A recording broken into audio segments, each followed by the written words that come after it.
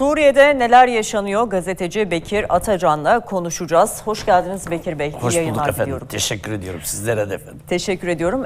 Aslında bugün önemli bir görüşme vardı. Az önce de ekrana getirdik. Dışişleri Bakanı Hakan Fidan, İranlı mevkidaşıyla bir araya geldi. Ankara'dalar. Türkiye'de ağırlandı. Önemli açıklamalar vardı. Şimdi Suriye'de yaşananlar oldukça önemli ama Türkiye'nin diplomasi trafiği de oldukça yoğun. Dilerseniz birkaç cümleyle o diplomasi trafiği üzerinden bir gidelim. Ardından çünkü bölgede çok önemli gelişmeler yaşanıyor. Aynen. 13 yıldır belki de en odak sıcak noktamız olan ve sıcak temasların yaşandığı bir durum söz konusu. Şimdi Hakan Fidan'ın açıklamalarından önemli kısımlar özellikle şöyleydi. Dedi ki PKK ve uzantılarına karşı net bir politika izliyoruz. Müsterih olsun milletimiz, terör örgütüne geçit verilmeyecek dedi. Şimdi Tel Rifat'taki operasyon ayağını zaten biliyoruz. Halep vesaire de ortada. Rejim siyasi sürece dahil olmadı dedi. Bu oldukça önemli bir açıklamaydı aslında. Suriye'de 13 yıldır çözülemeyen sorunlara atıf yaptı. Arakçı'nın da açıklamaları vardı. Suriye terör örgütlerinin merkezi olmamalı dedi. Şimdiki orada çok kutuplu bir yapı olduğunu biliyoruz. Öncelikle bu diplomasi trafiği için neler söylersiniz? Onunla bir başlayalım. Ardından bölgeyi konuşalım.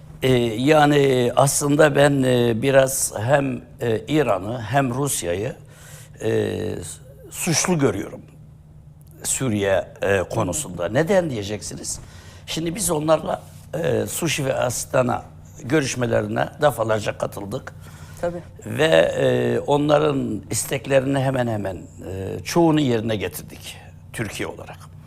Ama onlar rejim açısından hem rejimle birlikte yerine getirmedikleri gibi daha da ileri giderek bizim orada yani Türk askerinin bulunması, üstelik anlaşmalar gereği orada bulunduğumuz halde biliyorsunuz oradaki yani biz bir defa elimizi kolumuzu sallayarak değil, anlaşma gereği gittik. Bu anlaşmalarda da orada üs kuracaktık ve üslerde de orada bir çatışmasızlık ortaya atmak için, yani onu önlemek için orada bulunduk.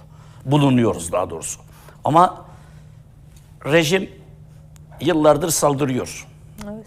Hiç ne bizimle görüşüyor, ne de görüşmek istiyor. İran'la da Rusya bırakın görüştürmeyi engellemek için de ellerinden geliyor. Ama oradaki zavallı insanları, hatta bizim askerleri bilene arada bir ateş açıp öldürmeye çalıştıklarında ses bile ne çıkmıyor onlardan. Ondan sonra diyorlar ki efendim Türkiye ne yapmak istiyor? Efendim Türkiye ne yapmak istiyor? Türkiye hem kendi halkını korumak istiyor hem de Suriye halkını korumak istiyor. Evet. Biz rejimi korumak değil, amacımız o değil. Önceliğimiz sınır güvenliğimiz zaten. Ve en önemlisi de sınır güvenliğimiz dediğiniz gibi. Çünkü şimdiye kadar Ankara'ya, İstanbul'a kadar bu sınırı aşarak gelen insanlar var ve ne yazık ki bizim insanımıza da ateş açıp öldürmeye çalışıyor ve öldürüyorlar hatta yani. Evet. Şehit ediyorlar. Bu biz aslında çok fazla bekledik. Bir noktaya temas etmek istiyorum. Buyurun. Biliyorsunuz muhalefet veya milli ordu diyelim, Suriye'nin milli ordusu Türkiye'den 2-3 aydan beri bazı yerlere girmemiz gerektiğini söylediler. Türkiye ile birlikte. Türkiye ne dedi? Hayır efendim, biz rejimle ve diğer ülkelerle, özellikle Rusya ve İran'la görüşmeler var. Belki bir çözüm üretebiliriz. Ve Dışişleri Bakanımız da geçen günü yine bir güzel bir açıklama yaptı. Ne dedi? Artık dedi biz dedi herkes ilişki kurmak değil. Bizim amacımız yanlış anlaşıyor. Suriye ile Türkiye ilişkisi kurmak değil. Asıl amacımız çözüm üretmektir. Kime? Oradaki terör örgütlerine, oradaki zavallı insanların artık ölmesini engellemek için. Çünkü her gün o terör örgütleri, özellikle başta rejim ve İran'a ait milislerin, ister Hizbullah, ister İran, ister Irak'tan gelenler durmadan saldırıyorlar oradaki zavallı insanlar. Özellikle bizim zaten çadırda yaşıyorlar sınır bölgemizde. Zaten evsiz, barksız adamlara bir de o yetmiyormuş gibi bir de saldırıda bulunuyor. Şimdi biz 2-3 aydır engellediğimiz halde basın, dünya basını çıkıyor diyor ki bu savaşı Türkiye ilan etti. Yani affedersiniz insan şok oluyor. Evet. Ve o da yetmiyor. Bugün İran Dışişleri Bakanı utanmadan hem de kendi memleketimizde ne diyor? Bakanımızın da yanında. Efendim diyor, biz teröre karşıyız diyor. Hangi teröre karşısın ya? Terörü yapan sensin. Teröre evet, destek olan sensin. Yıllardır Suriye topraklarında döktüğün kanda çok büyük payın olduğunu Evet, ortadayken ondan sonra, yani bunu yüzsüzlükle söylemen gerçekten de bir karşılığı yok yani zaten. bize böyle bizim bir atasözümüz var. Yani adamı öldürüp ondan sonra da cenazesinde çıkıp ben bir şey yapmadım diye yürümektir. Evet. Aynısını yapıyorlar Evet. maalesef. Evet. Onun için yani ben aslında bu İran'dan ve Rusya'dan artık bir beklentim yok. Cumhurbaşkanımızın güzel bir sözü vardı. Kendi göbeğimizi evet, kendimiz evet, çok artık doğru. kesmemiz gerekiyordu. Nitekim de şimdiden sonra öyle olacak. Ondan dolayıdır ki dışişlerimiz sağ olsun bura bir güven verdi Türk halkına. Ne dedi? Biz teröre artık müsaade etmeyeceğiz. Şimdiye kadar şu veya bu şekilde sınırımızı aşarak gelenleri de artık şimdiden sonra bırakın sınır bölgesinde, iç bölgelerde bile ne yok etmeye gideceğiz Allah'ın izniyle. Ve dolayısıyla bir güvenlik içinde yaşayacağımızı belirtmek istedik. Bu çok güzel bir gelişmedir bizim açımızdan. Şimdi Tel Rifat operasyonunu konuşalım. Evet, geçtiğimiz günlerde aslında Halep'le başladı.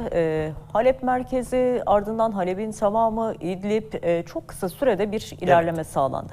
Sonra aslında terör örgütü PKK devreye sokuldu. Rejim ne yaptı? Kaçarak oraları terk etti ve terör örgütlerine bıraktı. Aslında bu onların düzenlediği oyunun bir parçasıydı. Fakat Suriye Milli Ordusu buna Tel Rifat'ta set çekti ve anında harekete geçti. Şimdi bu operasyon nasıl başlamıştı, Tel Rifat operasyonu? Hazırlık aşaması ne kadar sürdü bunun? Çünkü bunun olacağı aslında biliniyordu o çevrede. Epeydir biliniyordu. Tabii ki yani bunun bir altyapısı zaten zemini oluşturulmuştur. Bu hazırlık süreci ne kadar devam etti? Çünkü çok kısa sürede 3,5-4 günlük gibi bir sürede ciddi bir ilerleme kaydedildi. Ciddi değil yani kocaman 2 tane şehri kırsalını temizlediler. Hala da o ilerleyiş devam ediyor aşağıya doğru. Aynen Hama'ya kadar. Gerçi orası biraz risk taşıyor çünkü biliyorsunuz Irak'tan dün itibariyle anlaşma gereği Suriye rejimi ile Irak rejimi arasında Haçlı Şabi'den Bedir fraksiyonları şu anda Hama şehrine gelmek üzereler yani. Orada da bir güç oluşturacaklar. Dersiniz ki bunlar şeyde yoklar mıydı? Halep'te de vardı. Bir İdlib'de de varlardı. O M4 ve M5'in etrafında zaten onlar vardı. Onlar koruyordu. Yani bir şey ifade etmez veya bir şey değiştirmez. Ama şöyle bir şey vardır. Yani bu çok önemli. Nasıl bu safhaya geldi? Şimdi Suriye halkı rejimden zaten yıllardır memnun değil. Ama son zaman artık halk da bezdi. Yani Esad taraftarı olan, Suriye'nin kendi orada kalan insanlar elektrik yok, su yok, yiyecek yok, içecek yok. Hatta çadırlardakinden daha zefil bir halde yaşıyorlar. Yani çadırdakiler o kadar zor durumda ki onlar kendi evlerinde daha zor durumda. Dolayısıyla Allah'tan istiyorlar ki birisi gelsin de bizi kurtarsın. Ve dikkat ederseniz televizyonlarda da gördünüz, o insanlar gelen milli ordudan mensup olan insanlara sarılıp dua ediyorlar, ağlıyorlar. İyi ki geldiniz diyorlar, bizi kurtardınız bu rejimden. Dolayısıyla bu rejim bitmiş. İster Rusya gelsin, ister İran gelsin, ister Amerika gelsin, ister İsrail. Biz zaten en önemli bir noktayı burada açıklamak istiyorum. Türkiye olarak Allah'a şükür gücümüz yerinde ve bunu da bütün dünyaya ispat ettik. Ve en önemlisi de İran'ın yayılmacı yani Şii hilali dediğine kırmızı kartımızı gösterdik. Artık o hilal bitti. Olma ihtimali neredeyse sıfıra düştü. Daha da önemlisi İsrail yıldızına da kırmızı kartı gösterdik. İkisine birden biliyorsunuz açıklamalar Cumhurbaşkanımızın, Dışişleri Bakanımızın İsrail'e ve Netanyahu'ya bu sözler boşunadaydı. Yani ikisine de ona yıldızına kırmızı kart, diğerinin de hilaline kırmızı kartı gösterdik. Yani siz artık oyun dışısınız. Bizimle boy ve oyun yapamazsınız. Zaten bunu da sahada gösterdik. Gösterdiler. Önümüzdeki günlerde de daha iyi göstereceğiz. Onu da açık söyleyeyim. Çünkü Dışişleri Bakanımızın açıklaması, oradan yine buraya atıfta yapmak istiyorum. Ne dedi? Artık bilin ki güvendesiniz Türk halkına. Artık biz Suriye'nin içinde bilene terörü yok etmeye hazırız. Türkiye'de değil, Suriye'nin içinde. Nitekim siz de demin buyurdunuz. Tel Rafat'tan sonra Menbiç ve Menbiç'ten sonra da Rakka, yani Fırat'ın doğusuna devam edeceğiz. Evet. Biz girmiyoruz. Bakın burada dünya alem bilmesi lazım. Türk halkı da bilmesi lazım. Tabii. Burada aslında bizimle işbirliği yapan, bizim onlara destek verdiğimiz Suriye'nin milli ordusu gidip oraları temizleyecek. Daha önce biz gidiyorduk. Bize ihtiyaç Hatırlayalım kalmadı Bekir artık. Bey, şimdi Evet, yani bize Suriye ihtiyaç Milli kalmadı. Ordusu unsurlarını zaten Evet. Türkiye eğitimlerinde, Tabii. Hayır, o aşamaya vesaire- geldiler. Tabii, yani tabii. onlar bize artık ihtiyaç duymadan ihtiyaç yok. kendileri gidip bizim yerimize onları Ki zaten temizleyecek. Tel Rifat Yeter ki destek operasyonu verelim. da bunun bir göstergesiydi. Tel Tabii. Rifat operasyonundaki o başarı da bunun kanıtıydı İşte, zaten. işte sizin demin buyurduğunuz gibi yani biliyorsunuz akşam başladı, ertesi sabahı Tel Rifat bitmişti. Yani ortalama 10 saat içinde Tel Rifat dediğimiz yer. Doğru. Tel Rifat'a da gelince aslında Tel Rifat zaten zorla barınıyordu orada PYD. Zorla barınıyordu. Neden zorla diyorum? Çünkü yerli halkı istemiyordu. Yerli halkı zaten yani tabii ben böyle bir şeyi de girmek istemiyorum. Kürt, Türk, Arap ayrımındayım. Çünkü bu topraklar hepimizin. Türk'ün de, Arap'ın da, Kürt'ün de. Ama yerli halk orası Arap'tır. Ve Sünnidir. Yani Esad'ı da istemiyor. Ve Esad'ın adamlarını da istemiyor. İran'ı da istemiyor. Rusya'yı da istemiyor.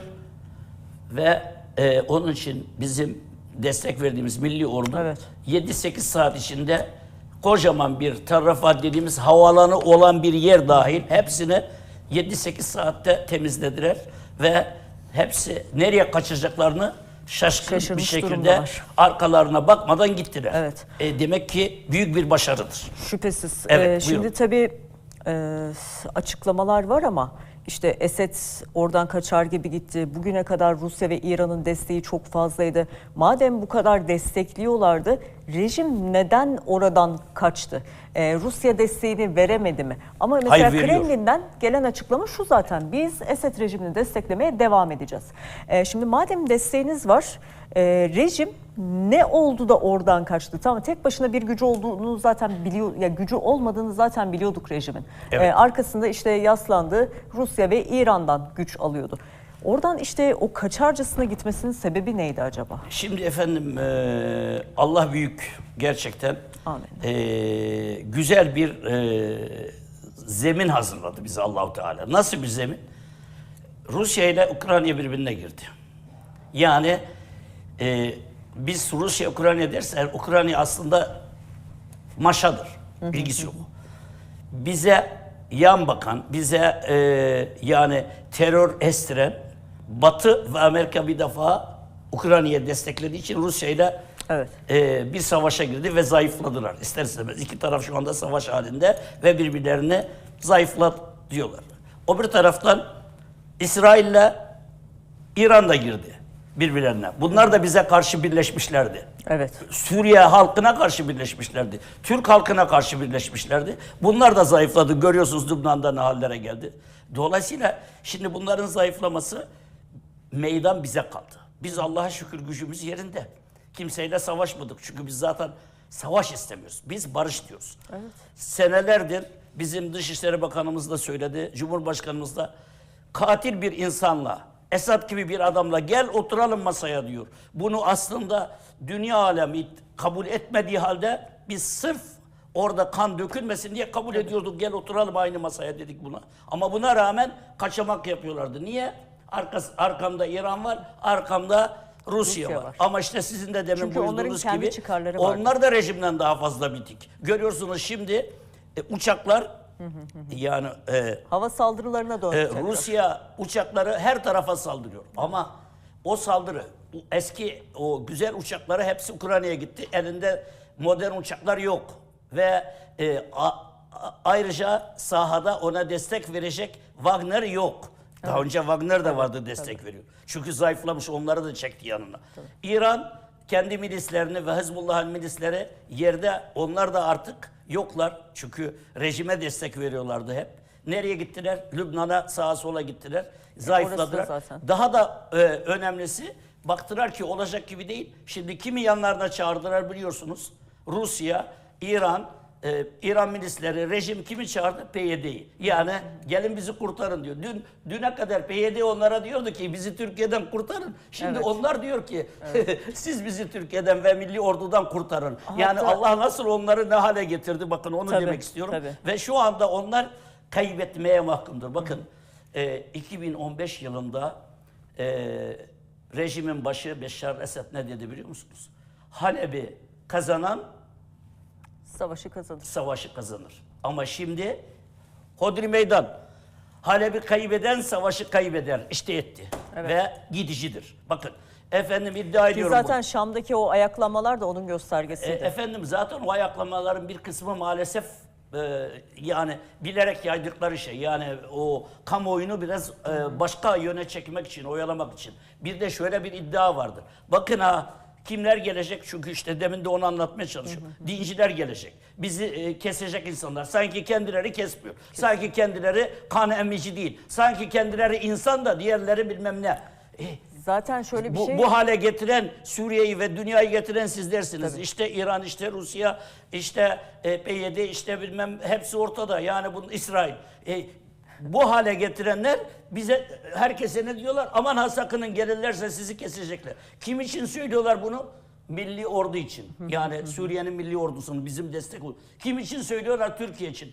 Biz onlara biz ne zaman gittik öldürdük? Suriye halkını bombaladık mı? Biz Suriye Zaten halkını şöyle öldürdük. bir şey vardı Tam şimdi. tersine biz Suriye halkını, Türkiye'de şu anda 4 milyon insanı barındırıyoruz. 4 milyon insanı. Evet. Onlar ne yaptı? 4 milyon insanı kovdular sadece Türkiye'ye. Başka yerlere gidenler. Bir de hani Suriye'ye baktığımız zaman Buyurun. birçok ülke var ya Bekir Evet. Bey. Şimdi uluslararası hukuka dayanarak, uluslararası hakları gözeterek, sivil hassasiyeti gözeterek sadece Türkiye var. Bunu hepsi biliyor. Evet, Çünkü biz orada bulunan ülkelerin diğer coğrafyalarda neler yaptıklarını biliyoruz. Suriye'de yapmadılar mı? Sivilleri katlettiler. Afganistan'da yapmadılar mı? Aynen, Sivilleri maalesef, katlettiler. maalesef. Irak'ta yine aynı şekilde. Irak'ta da tabii kaç milyon Tabii. insan öldürdüler. Yani hani Doğru.